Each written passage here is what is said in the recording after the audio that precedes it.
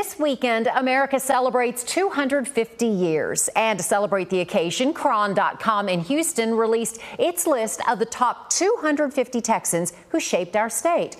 You can find the full list online, but we want to give you the top 10.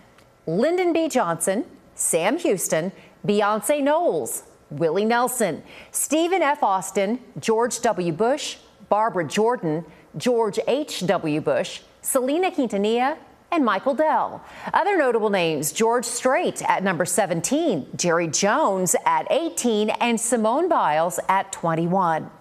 Now, Wes Wilson is the executive editor of Cron.com, and he joins us now to talk about this list. So, Wes, George Strait didn't even make the top 10. How is that possible?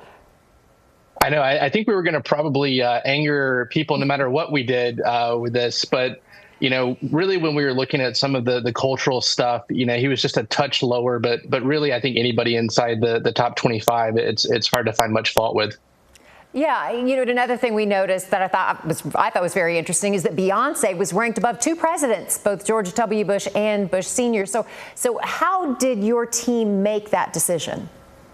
So we did have a methodology when we were looking at this. That's kind of what we started out with.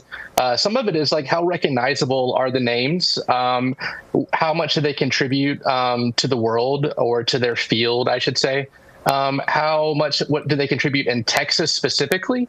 And then to the wider nation or the world after that. And then we kind of grouped them in different places and then really started looking at the list after that. Now, one notable North Texan on the list, Jerry Jones, came in at number 18. I mean, you could argue probably that he's the most influential figure in sports, period, as owner of the most valuable franchise in the world. So how did he land behind names like Willie Nelson and Michael Dell?